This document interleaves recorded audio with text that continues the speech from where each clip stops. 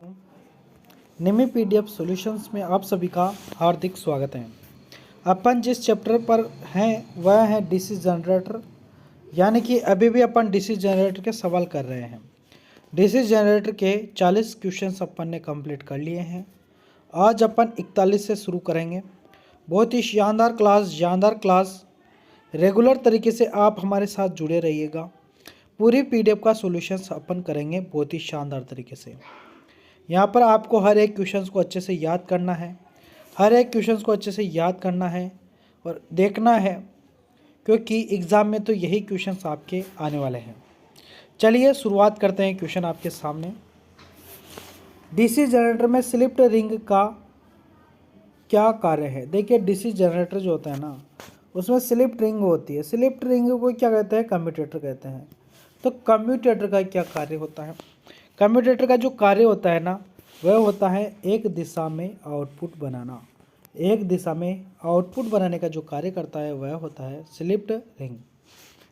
Next question आपके सामने, DC generator में किस प्रकार का वोल्टेज गतिशील रूप से प्रेरित होता है। देखिए, जो वोल्टेज प्रेरित होता है गतिशील रूप में वह क्या कहलाता है?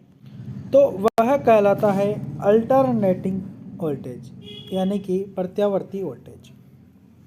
जब भी जनरेटर के अंदर कोई भी करंट उत्पन्न होगा वह हमेशा एसी उत्पन्न होगा, यानी कि अल्टरनेटिंग वोल्टेज उत्पन्न होगा, ये ध्यान रखना। नेक्स्ट क्वेश्चन आपके सामने, एक्स के रूप में चिन्हित स्लॉट का उद्देश्य क्या है।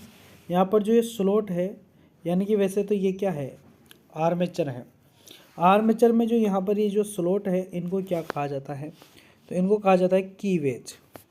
क्या कहा जाता है? कीवेज कहा जाता है।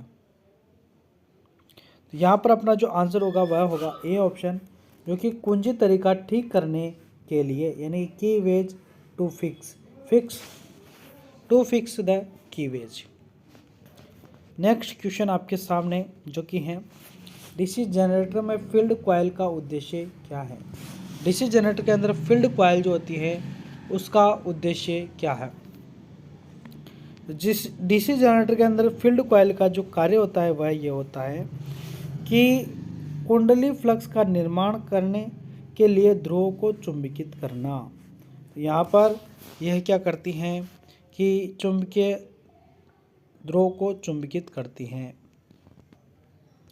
नेक्स्ट क्वेश्चन आपके सामने कि डीसी जनरेटर, यानी कि बड़े डीसी जनरेटर मशीनों के पोल कोर बनाने के लिए किस धातु का उपयोग किया जाता है। जो बड़े जनरेटर होते हैं उनके पोल कोर बनाने के लिए जिस पदार्थ का उपयोग करते हैं वह होता है स्टील, जो कि होता है कास्ट स्टील। किसका यूज़ करते हैं? तो कास्ट स्टील का यूज़ करते हैं। अगला नेक्स्ट क्वेश्चन आपके सामने है, क्यों पोल कोर स्टाम्पिंग डीसी जनरेटर में प्रचलित करते हैं। क्यों पोल कोर स्टाम्पिंग डीसी जनरेटर में प्रचलित करते हैं, किस लिए करते हैं? तो वह होता है भंवर द्वारा हानि को कम करें। डी ऑप्शन यहाँ पर सही आंसर हो जाएगा। नेक्स्ट क्वेश्चन आपके सामने, इलेक्ट्रोप्लेटिंग प्रक्रिया के लिए किस प्रकार के डीसी जनरेटर का उपयोग किया जाता है। तो इलेक्ट्रोप्लेटिंग प्रक्रिया के लिए हम हमेशा डीसी शंट जनरेटर का यूज़ करते हैं। तो यहाँ पर शंट जनरेटर आपका करेक्ट आंसर होगा। नेक्स्ट क्वेश्चन, जो कि है डीसी जनरेटर में कंपनसेटिंग वाइंडिंग का उद्देश्य क्या है। डीसी जो जनरेटर होते हैं उनमें कंपनसेटिंग वाइंडिंग लगाई जाती हैं। कंपनसेटिंग वाइंडिंग का उद्देश्य यह होता है कि ये आर्मेचर प्रतिक्रिया को कम करती हैं। वैसे यहाँ पर ऑप्शन के अकॉर्डिंग देखें तो विचुंबकीकरण प्रभाव को बेअसर करती हैं। विचुंबकीकरण जो प्रभाव होता है उसको क्या करती है? बेअसर करती हैं। यहाँ पर सी ऑप्शन कंप्लीटली सही आंसर हो जाएगा। नेक्स्ट क्वेश्चन है, यदि शंट फील्ड प्रतिरोध क्रांतिक प्रतिरोध मान से ऊपर है तो क्या प्रभाव पड़ता है। यदि शंट फील्ड प्रतिरोध क्रांतिक प्रतिरोध मान से ऊपर है तो क्या प्रभाव पड़ता है। तो प्रभाव पड़ता है जनरेटर वोल्टेज बनाने में क्या होता है, विफल हो जाता है। जनरेटर वोल्टेज बनाने में क्या हो जाएगा, विफल हो जाएगा। अगला क्वेश्चन आपके सामने, डीसी जनरेटर में आर्मेचर प्रतिक्रिया का प्रभाव क्या है। आर्मेचर प्रतिक्रिया प्रभाव का क्या होता है, तो वह होता है आउटपुट वोल्टेज कम हो जाता है। आउटपुट जो वोल्टेज है वह क्या हो जाता है, कम हो जाता है। अगला क्वेश्चन आपके सामने है, सिंप्लेक्स वेव वाउंड आर्मेचर के साथ एक 4 पोल डीसी जनरेटर में 1020 कंडक्टर और 1500 आरपीएम की गति से संचालित हैं, तो फ्लक्स प्रति पोल 0.007 वेबर हैं, तो उत्पादित ईएमएफ की गणना करें। देखिए, इस तरीके के सवाल को करने के लिए आपको क्या करना पड़ेगा कि इसका फॉर्मूला आपको याद होना चाहिए, जो कि E बराबर होता है फाई जेड एन पी बटा 60A। यहाँ पर कौन क्या मान दिया गया है, तो सिंप्लेक्स वेव वाउंड है। वेव वाउंड है तो यहाँ पर समांतर रास्ते जो होंगे वह 2 होंगे। समांतर रास्ते कितने होंगे, 2। यहाँ पर देखिए पोल, तो P का मान दिया है 4। यहाँ पर P बराबर 4 है। अब आगे जो अगर अपन देखेंगे तो यहाँ पर देखिए कंडक्टर की संख्या 1000, यानी कि ये क्या है, Z है, ठीक है। यहाँ पर ये N है और यहाँ पर ये फाई है।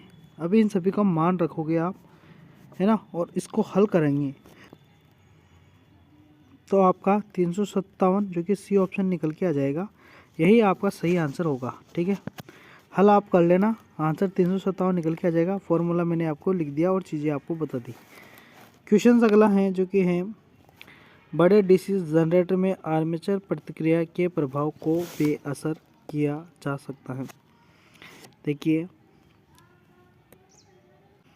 बड़े डीसी जनरेटर में आर्मेचर प्रतिक्रिया के प्रभाव को बेअसर किया जा सकता है। मैंने अभी बताया था आपको, कंपनसेटिंग वाइंडिंग का उपयोग करके अपन आर्मेचर प्रतिक्रिया को कम कर सकते हैं। तो यहाँ पर क्या आंसर आएगा, कंपनसेटिंग वाइंडिंग का उपयोग करके, तो ए ऑप्शन यहाँ पर सही आंसर होगा। नेक्स्ट क्वेश्चन आपके सामने है, डीसी जनरेटर में क्या प्रभाव होता है अगर लंबे समय तक बंद रखा जाता है। देखिए, अगर डीसी जनरेटर को आप लंबे समय तक बंद रखोगे तो डीसी जनरेटर पर क्या प्रभाव पड़ेगा। डीसी जनरेटर जो है ना, अपना अवशिष्ट चुंबकत्व जो होता है ना, ये अवशिष्ट चुंबकत्व क्या होता है, जब आप थ्योरी पढ़ोगे ना तो चीज़ें समझ में आएगी। डायरेक्टली क्वेश्चन से इतना समझ में नहीं आती चीज़ें।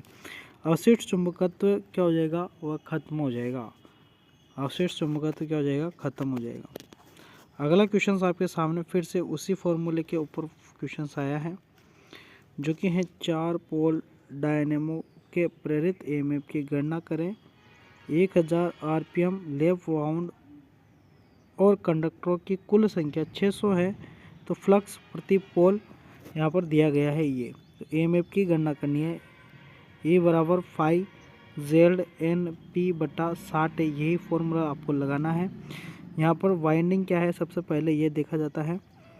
देखिए, यहाँ पर लेफ्ट वाउंड है। अगर लेफ्ट वाउंड होना तो ए से 1 कट जाता है, इनका मान रखने की कोई ज़रूरत है नहीं। फाई यहाँ पर दिया गया है, 60 तो अपन को रखना ही है। 2 ये जेड है, जेड जो कि है चालकों की संख्या। तो यहाँ पर अगर आप देखोगे तो कंडक्टरों की संख्या 600 है, यानी कि ये है जेड और ये है एन। तो इनको रखना है और मान आपको निकाल लेना है। देखिए, अगर मैं जमाने का आपको सिस्टम समझाऊँ ना, तो फाई क्या है, ये है, तो 0.064 हो जाएगा। फाई जेड क्या है 600, यहाँ पर ये 600 हो गया, है ना। फाई जेड एन यानी कि गति, यानी कि इंटू करके 1000 लिख देना है। पी से ए तो कट ही गया था, बटा 60, है ना। इसको सोल्व करोगे 60 से 60 कट जाएगा। इसको इस तरीके से गुणा करोगे, 1000 को इससे गुणा करेंगे तो क्या हो जाएगा, यहाँ से ये उड़ जाएगा पॉइंट, तो 664, यानी कि आपका डी ऑप्शन ही क्या आ जाएगा, यहाँ पर सही आंसर हो जाएगा, है ना। इस तरीके से इसको सोल्व करके आप आंसर निकाल सकते हो। अगला क्वेश्चन आपके सामने है, जो कि है यदि मुख्य क्षेत्र प्रवाह डीसी जनरेटर में विकृत हो जाए, यदि मुख्य क्षेत्र प्रवाह डीसी जनरेटर में विकृत हो जाए तो प्रेरित ईएमएफ पर क्या प्रभाव पड़ता है? प्रेरित ईएमएफ पर यह प्रभाव पड़ता है कि प्रेरित ईएमएफ घटता है। क्या होता है? प्रेरित ईएमएफ घटता है। अगला क्वेश्चन आपके सामने, डीसी जनरेटर के ब्रश में भारी स्पार्किंग का कारण क्या है? तो कारण यह है कि MNA यानी कि MNA and GNA positions change, यानी कि MNA और GNA इनकी स्थिति क्या हो गई है? चेंज हो गई है, ये ध्यान रखना। अगला क्वेश्चन आपके सामने, विद्यार्थियों डीसी जनरेटर के सारे क्वेश्चन समाप्त हो चुके हैं।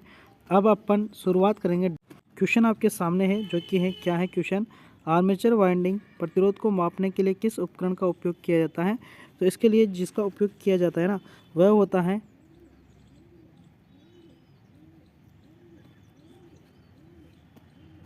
तो इसके लिए किसका यूज़ करते हैं? केल्विन ब्रिज का यूज़ करते हैं। किसका यूज़ करते हैं? केल्विन ब्रिज का यूज़ करते हैं। अगला क्वेश्चन आपके सामने है, शॉर्ट और ओपन सर्किट के लिए आर्मेचर वाइंडिंग परीक्षण करने के लिए किस उपकरण का उपयोग करेंगे?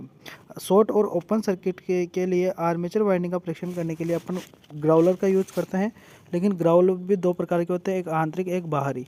तो किस ग्राउलर का यूज़ करेंगे? तो वह ग्राउलर रहेगा अपना एक्सटर्नल यानी कि बाहरी ग्राउलर।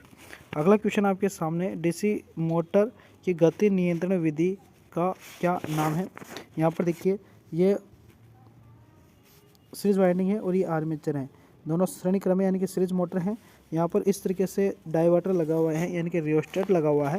ये रियोस्टेट आर्मेचर के समांतर में लगा हुआ है, तो इसको बोलेंगे अपन आर्मेचर डाइवर्टर विधि।